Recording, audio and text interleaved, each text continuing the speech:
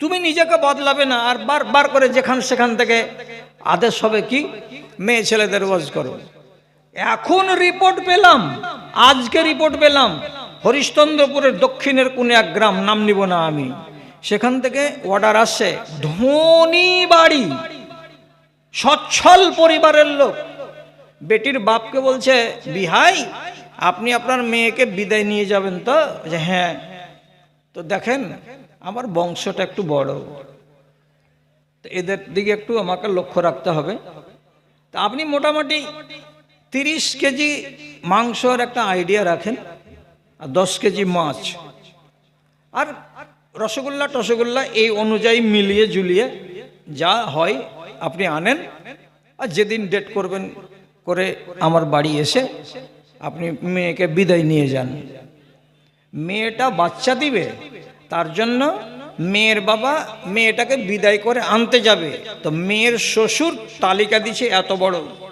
এখন এই নির্লজ্জ বেহায়াকে বেড়া করে কবর না দিয়ে যদি কোনো ভারতবর্ষের মানুষকে সোজা করে কবর দিতে পারেন, তো 50টা শহীদের সমান নেকি পাবেন। এত বড় কুলাঙ্গার কেউ আছে? হ্যাঁ, তুই কি ফকিরের বাচ্চা যে তোর বৌমাটা বিদায় যাবে, তো ওর বাবাকে আবার বলা হচ্ছে কি যে 30 কেজি খাসির মাংস আনো, আর সরু চালের বস্তা আনো, আর পাতা আনো, কাপ আনো, গ্লাস আনো, মিষ্টি আনো, মিষ্টান্ন আনো, দিয়াশালায় আনো, গ্যাস আনো, সব কিছু এনে রান্না বান্না করে খাও, আর খাইয়ে দিয়ে তোমার মেয়েকে তুমি বিদায় নিয়ে যাও। কি করবেন? এই লোকটাকে আপনি কোন নজর দিয়ে দেখবেন? আমি ওয়াজ করবো এই লোকটাকে? আচ্ছা, এই মজলিসে যতটি লোক জানলো যে এগুলো করা হারাম কাজ, কেউ শুনবে কি? যে তোমাদের কাজ হলো ওয়াজ করা, আর আমাদের কাজ হলো দোকান দিয়ে শোনা, আমরা শুনে নিব, মানবো নাহি না মানবো সেগুলো আমাদের ব্যাপার। 100টার ভেতরে 95টা লোক মানবে না। যদি বলেন না মৌলভী সাহেব এত খারাপ আমাদের ঈমান নয়, তাহলে 1000 বার করে বলা হয়েছে যে খৈনি খাওয়া হারাম, গুল করা হারাম, তিরঙ্গা খাওয়া হারাম, গুটকা খাওয়া হারাম, মধু খাওয়া হারাম, তারপরে রজনী খাওয়া হারাম, এগুলো সমস্ত হারাম, বোতলে মদ পান করা হারাম। এত কিছু হারাম হারাম বলার পর আপনি বলুন কটা লোক আপনারা নিশা ছাড়তে পেরেছেন আজ পর্যন্ত? কি জবাব দিবেন আল্লাহ তাআলাকে? যেই মুখ দিয়ে আপনি ইহদিনাস সিরাতাল মুস্তাকিম বলে বুকে হাত বেঁধে আল্লাহ রাব্বুল আলামিনের সামনে খাড়া হয়েছেন, কত বড় আইনে বাঁধা আছেন আপনি, হালাল খেতে পাবেন না, হালাল খেতে পাবেন না এই সময়ে, বুকে হাত বাঁধা ছাড়া হাত ঢিল দিতে পাওয়া যাবে না এই সময়ে। এবং আমি যেটি কথা বলতে বলেছি ওইটি ছাড়া বাহিরের একটা কথা বলতে পাবে না এই সময়ে। তোমার সিজদার জায়গা ছাড়া 4 ইঞ্চি ওইদিকে তুমি তাকাতে পাবে না এই সময়ে। এমন পর্যন্ত হাঁচি পড়ে গেলে আলহামদুলিল্লাহ তুমি বলতে পাবে না এই সময়ে। এতগুলো আইন মেনে আপনি দাঁড়িয়ে আছেন এমনি করে বুকে হাত বেঁধে আলহামদুলিল্লাহ রাব্বিল আলামিন, তারপরে গিয়ে বলছেন ইহদিনাস সিরাতাল মুস্তাকিম। যেই মুখ দিয়ে আপনার এই পবিত্র কালাম বের হলো, সেই মুখের মাড়ির ফাঁকে ফাঁকে গান্দা নামক হারাম জিনিস ঢুকে ঢুকে আছে, আর এই নাপাক জিনিসের উপর দিয়ে আপনি যে গড়িয়ে বের করছেন কোরআনের আয়াতকে, এর আযাব থামতে পারবেন আপনি? তাহলে কে বুঝাবে আপনাকে? কোথা থেকে আমাকে মৌলবি আনতে হবে, এনে আপনাকে শুধরাতে হবে? একটাই নল আপনার বাড়ির এই চৌরাহাতে তীরমোহনীতে যদি লাগিয়ে দেওয়া যায়, আর নলের পাশে একটা সাইনবোর্ড লাগিয়ে দিয়ে বলা হবে বেলা 9টা থেকে নিয়ে 10টা পর্যন্ত দুধ পড়বে, যারা যারা দুধ নিয়ে নাও। বেলা 11টা থেকে 12টা পর্যন্ত পানি পড়বে, যাদের পানির দরকার তোমরা পানি নিয়ে নাও। যদি ওইখানে লেখা থাকে বেলা 2টা থেকে বেলা 3টা পর্যন্ত যত শহরের পচা পানি আছে ওই পচা পানি পড়বে, কেউ পানি নিবে? ওগুলো পানি তো নিবেই না পচা। ওই নল থেকে দুধও নিবে না, ওই নল থেকে পানিও নিবে না। নিস নেবে এই নল দিয়ে পচা পানি পড়ে, শহরের মুখ টুত আবিঝাবি পড়ে, ওই নলের পানিও আপনি পান করবেন না। কেন? যে নলটাই খারাপ, যেহেতু ওই নল দিয়ে কি পড়ে? পিসাবের পানিগুলো পড়ে। তাহলে আপনার মুখ যদি পচা দুর্গন্ধময় হয়ে থাকে শুধু হারাম জিনিস খাওয়ার কারণে, তো ওই মুখটা দিয়ে কোরআনের আয়াত যে বের হবে, কোন ফেরেশতা আপনার আয়াতটিকে লিখবে? আপনি আমাকে একটা সাদা কাগজে লিখে দিন তো। আমি ওয়াজ কতদিন শোনাবো আপনাকে? ভাই আমার, যখন লোকটা বলল তখন ওর খাতিরে একটা কথা শুধু বলছি, আর বেশি কথা আমি বলবো না। রাসূলুল্লাহ বলেছেন, একটা সাবালিকা মেয়ে আর একটা সাবালিকা মেয়ের পাশে খালি গায়ে গা লাগিয়ে একই কম্বলের নিচে ঘুমাতে পাবে না। শুনতে পেলেন? আবার কোন একটা সাবালক ছেলে আর একটা সাবালক ছেলের পাশে গায়ে গা লাগিয়ে খালি গায়ে একই কম্বলের তলায় ঘুমাতে পাবে না। এটা হারাম, এটা হারাম করা আছে। আচ্ছা ঠিক আছে, এবার আপনি বলুন, একটা মেয়ে আর একটা মেয়ের সঙ্গে খালি গায়ে এক চাদরের তলায় ঘুমাতে পাবে না কেন? তো দুটোই মেয়ে ছেলে। একটা যুবক ছেলে আর একটা যুবক ছেলের পাশে খালি গায়ে গায়ে গা লাগিয়ে একই চাদরে কম্বলের তলাতে ঘুমাতে পাবে না কেন? হারাম। কেনর মানে যদি বুঝতে চান, তাহলে অন্য হাদিসে রাসূলুল্লাহ বলছেন, তোমারই নিজের বাল বাচ্চা তিনটা চারটে, একটার বয়স 5, একটার বয়স 7, একটার বয়স 9, এই যে বাচ্চাগুলো আছে, বড় ছপ্পের খাটে তুমি চওড়া ছপের খাটে শুইয়ে দিয়েছো, ভাই বোন সবাই একই ছাপের খাটে শুয়ে আছে। রাসূলুল্লাহ বলছেন, এদের ভিতরে আপন ভাই বোন, এদের ভেতরে যদি একটা বোন 10 বছর বয়সে পড়ে যায়, অথবা একটা ভাই সে যদি 10 বছর বয়সে পড়ে যায়, রাসূলুল্লাহ বলছেন আর বিছানাটাকে আলাদা করে দাও, আর ওই ছেলেটাকে কিংবা মেয়েটাকে তার নিজের ভাই বোনের সাথে একই বিছানায় ঘুমাতে দিও না। ফাররিকুহু ফিল মাজাজে, বিছানা আলাদা করে দাও। আপনি বলুন, ভাবনা চিন্তা করে রাসূলুল্লাহ কেন বলে গেলেন 1450 বছর আগে যে একটা বেটা বা বেটির বয়স 10 বছর হয়ে গেলে নিজের ভাই বোনের পাশে ঘুমাতে পাবে না? নার মানে হলো এই, 10 বছর যখন বয়স হয়ে যায়, মানুষের ভেতরে চেতনা তৈরি হয়ে যায়, আর চেতনা যখন তৈরি হয়ে যাবে তখন 10 বছরের ভাইয়ের দ্বারাই ওই বিছানায় ঘুমিয়ে থাকা কম বয়সী ভাই কিংবা বোনের সঙ্গে অঘটন ঘটতে পারে, অথবা ওই বিছানায় ঘুমিয়ে থাকা 10 বছরের মেয়ের দ্বারাই তার ওই বিছানায় ঘুমিয়ে থাকা 7 বছরের ভাইয়ের সঙ্গে অঘটন ঘটে যেতে পারে। কেন? যে যার বয়স 10 বছর হয়েছে তার ভেতরে চেতনা তৈরি হয়ে গেছে, খেয়াল তৈরি হয়ে গেছে, ভাবনা তৈরি হয়ে গেছে, এর ভেতরে আল্লাহ রাব্বুল আলামিন একটা আলাদা দুনিয়া সম্পর্কে বিবেক তাকে দান করে দিয়েছেন। অতএব যেখানে খাতরা আছে সেখানে রাখতে হবে না, ওর বিছানাটা আলাদা করে দিতে হবে। তাহলে দুটো সাবালক সাবালিকা, ছেলে আর মেয়ে, একই কম্বলের তলায় গায়ে গা লাগিয়ে ঘুমাতে গেলে বিপদ অনিবার্য আছে বলে রাসূলুল্লাহ 1450 বছর আগে নিষেধ করে দিয়েছেন।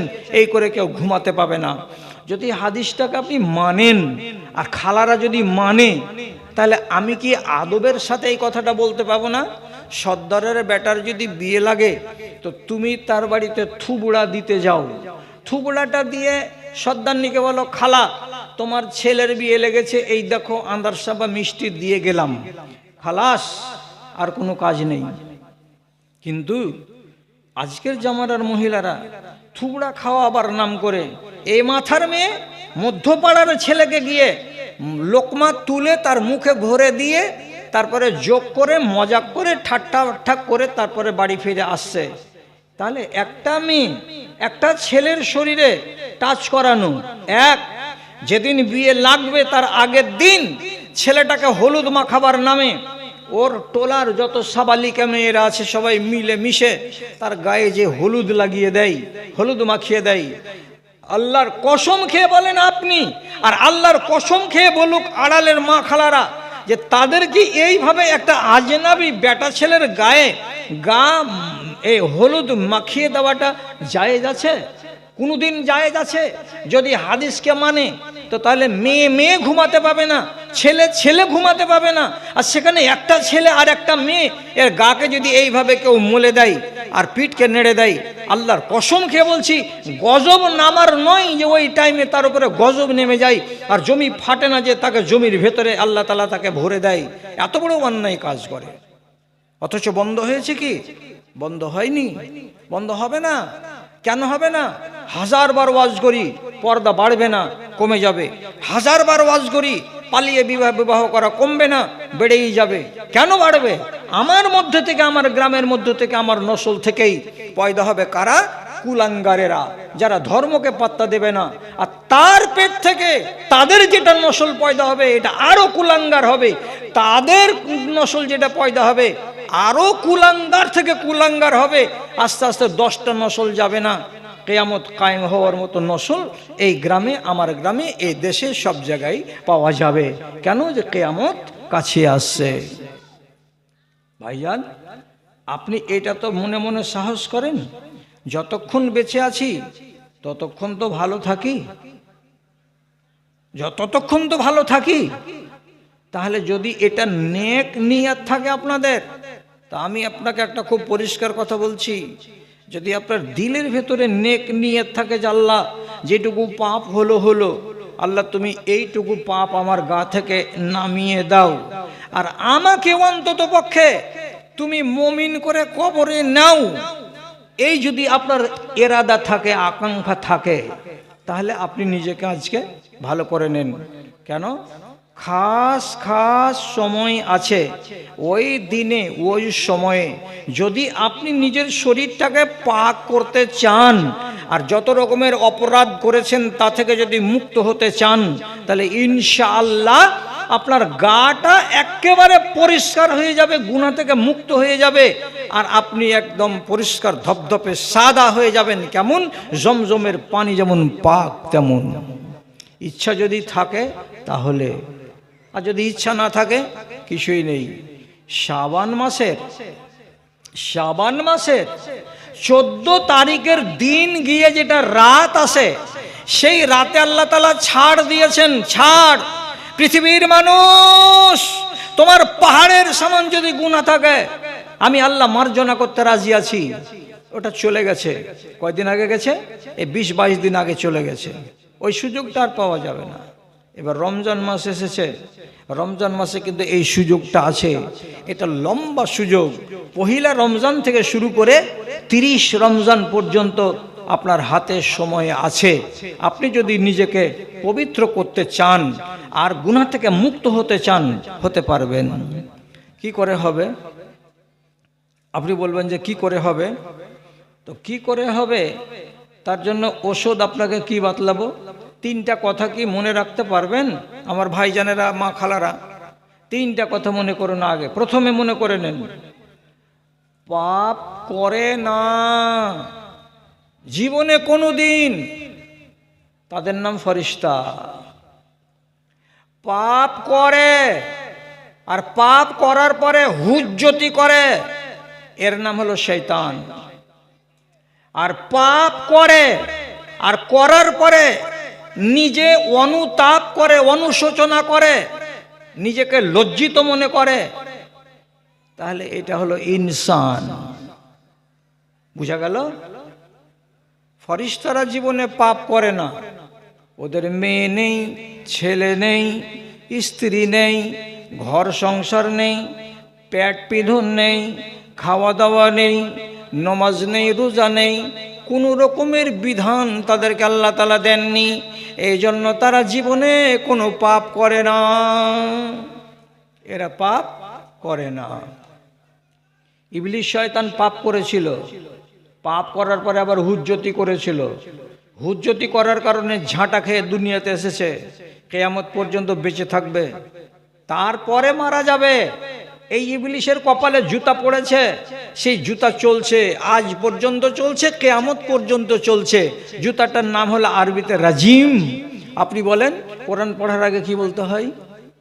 আউযু বিল্লাহি মিনাশ শাইতানির রাজিম। নামাজ পড়তে গেলে কি বলতে হয়?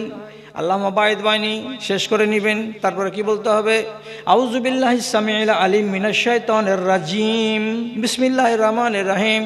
জুতা পড়তে আছে, ঝাঁটা পড়তে আছে, কেন? ভুল করেছিল, ভুল করার পরে হুজ্জতি করেছিল, বাকড়ামি করেছিল, ভুলটাকে সে স্বীকার করতে রাজি হয়নি, তার জন্য রব্বুল আলামিন তার কপালে জুতা মেরে দিয়েছেন। এইটা চরিত্র কার? তো ইবলিস শয়তানের। আর যারা ভুল করবে আর ভুল করার পরে নিজে নিজেই বলবে, স্বীকার করে, যা কি করলাম, আল্লাহ ভুল হয়ে গেছে আমার দ্বারাই, তো সে যদি নিজের ভুলটাকে স্বীকার করে নেয়, আর স্বীকার করে নেওয়া শুধু নয়, আল্লাহ রাব্বুল আলামিনের কাছে যদি কি করে?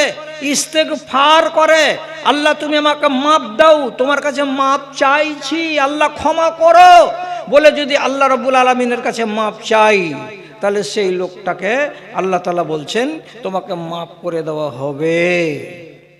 তাহলে আপনি মাপ চান, ভালো কথা। খুশির খবর আপনাকে বলবো।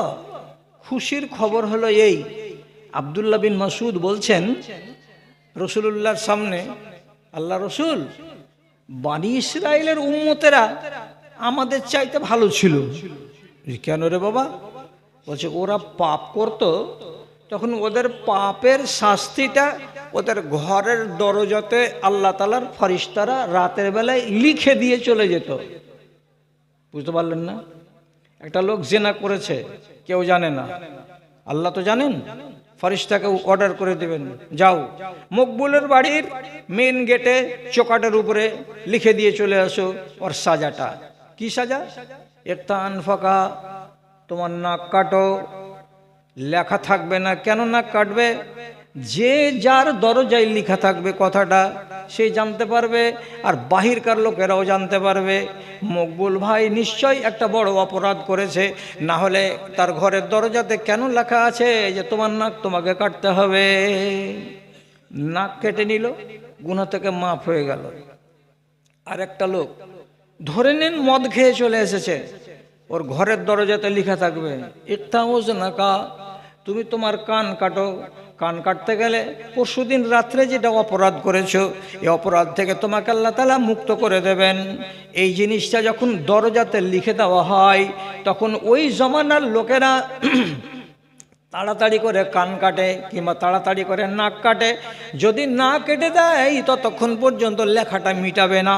আর বাইরের লোক যদি বাড়িতে দেখা করতে আসে, তো দরজায় লেখা আছে ওটা পড়ে নিবে, আর পড়ে নেওয়ার পরে জেনে নিবে মকবুল মানুষটা ভালো মানুষ নয়, জমশেদ মানুষটা ভালো মানুষ নয়, রাতের অন্ধকারে নিশ্চয়ই দুর্নীতি করে, নাহলে এমন কথা কেন লেখা আছে? এটা নিয়ম ছিল কাদের? তো বনী ইসরাইলদের। রাসূলুল্লাহ যখন শুনলেন কথাটা যে আল্লাহ রসুল, আমাদের চাইতে বনী ইসরাইলেরা মনে হয় ভালো ছিল, ওরা পাপ করত, তো তার সাজা আল্লাহ তাআলা তাদের ঘরের দরজাতে লিখে দিতেন, তো ওরা সাথে সাথে সাজাটাকে মেনে নিত আর নিয়ে গুনাহ থেকে মুক্ত হয়ে যেত। আর আমরা কত লোক অন্যায় অপরাধ করছি, চুরি ডাকাতি রাহাজানি ছিনতাই ব্যভিচার মদখোরি সুদখোরি সব আমাদের লুকা থাকছে, কেউ জানতে পারে না, আর আমাদের গুনাহগুলো মোচন হয় না। তখন নবী বললেন, ও বাবা ভালো করে বুঝো, তোমার ইজ্জত বেশি বনী ইসরাইলদের চাইতে। বলছি কেন? তোমার গ্রামের একটা মহিলা, তার নাম মনে মনে ধরে নাও যে এর নাম হলো সুলতানা, ওর স্বামী কেরালায় খাটতে গেছে, 2 ছেলের মা, স্বামী 6 মাস বাড়ি আসবে না, পয়সা কড়ি জমিয়ে টমিয়ে বাড়ি আসবে।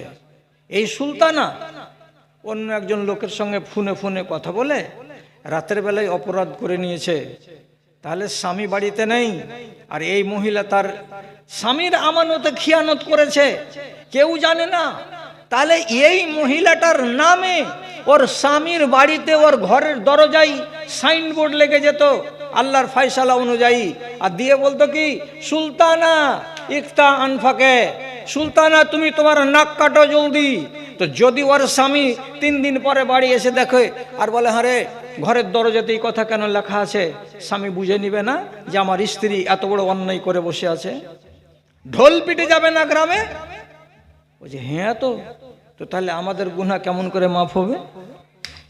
তো রাসূলুল্লাহ তখন বলছেন যে আমাদেরকে আল্লাহ রাব্বুল আলামিন বলেছেন ওয়াল্লাযিনা ইযা ফাআলু ফাহিশাতান আও যালামু, আমার বান্দারা, আল্লাহ রাব্বুল আলামিন বলছেন আমার বান্দারা অর্থাৎ এই উম্মতিরা, তোমরা যদি কেউ ব্যভিচার করো, তোমরা যদি কেউ চুরি করো, ডাকাতি করো, রাহাজানি করো, যতই বড় ধরনের অপরাধ করো না কেন, যদি নির্জনে বসে নিরালায় বসে আল্লাহ রাব্বুল আলামিনকে স্মরণ করো আর মুখ দিয়ে উচ্চারণ করে বলো আস্তাগফিরুল্লাহ, মুখ দিয়ে যদি উচ্চারণ করো আস্তাগফিরুল্লাহ রাব্বি মিন কুল্লি যামবি ওয়া আতুবু ইলাইহি, আল্লাহ তোমার কাছে মাপ চাইছি, তুমি আমাকে ক্ষমা করে দাও, এই কথাটা যদি তোমরা উচ্চারণ করো তাহলে তোমাদের সব গুনাহ মাফ হয়ে যাবে, একটাও গুনাহ তোমাদের জমা থাকবে না। এটা ভালো না ওইটা ভালো? তো বলছে না আমাদেরটা ভালো। আমি রাতের অন্ধকারে পাপ করব আর আল্লাহ রাব্বুল আলামিনের কাছে মাপ চেয়ে নিব, তাহলে তো আমার গুনাহ মাফ হয়ে গেল। তাহলে আমার মতো ভালো পজিশনে কে আছে? জি, কেউ করতে পারবে? তার চাইতে বড় কথা আবু বকর সিদ্দিক রাদিয়াল্লাহু তাআলা আনহু বলছেন, ও বাবা, ও মা, খালা আর আমার দাদাজিরা, আপনাদেরকে বলছি যদি বড় কোনো অপরাধ থাকে তাহলে হযরতে আবু বকর সিদ্দিক রাদিয়াল্লাহু তাআলা আনহু বলছেন, তুমি কোনো এক রাতে এই মাসের ভিতরে মসজিদে যাও, ঢের রাতে ওয়ান নাসু নিয়াম, দুনিয়ার মানুষ ঘুমিয়ে থাকবে, এরকম রাতে 2টা 2:30টার সময় সাহারি রান্না করার জন্য মা খালারা উঠবে, তার একটুখানি আগে তুমি মসজিদে যাও, 2 রাকাত নামাজ পড়ো, আর 2 রাকাত নামাজ আদায় করার পর মসজিদের ভিতরে একাই তুমি আছো, আর কেউ নেই, নির্জনে বসে আছো কোণাতে অন্ধকারে, 2 রাকাত নামাজ পড়ে দেওয়ার পর এইবার তুমি রব্বুল আলামিনের কাছে হাত তুলো, আর হাত তোলার পরে আল্লাহ তাআলার কাছে আকুলি বিকুলি করে বলো যে পরওয়ারদিগার, আমার এই গুনাহ হয়েছে, আমার এই গুনাহ হয়েছে, আমি এই অপরাধ করেছি বলে আপনি যদি আল্লাহ তাআলার কাছে মাপ চান, কসম আল্লাহর বলছি, যদি চোখের পানি নামাতে পারেন তো 100% গ্যারান্টি যে আপনার দোয়া কবুল হবেই হবে। আর যদি চোখের পানি নামাতে নাও পারেন, আর যদি আল্লাহ তাআলার কাছে আকুলি বিকুলি করে এই মাসে দোয়া করা যায়, তাহলে পরে আপনার গুনাহ খাতা ঘাড় থেকে সব নেমে যাবে, জমা থাকবে না ঘাড়ে। একটা দোয়া বলতে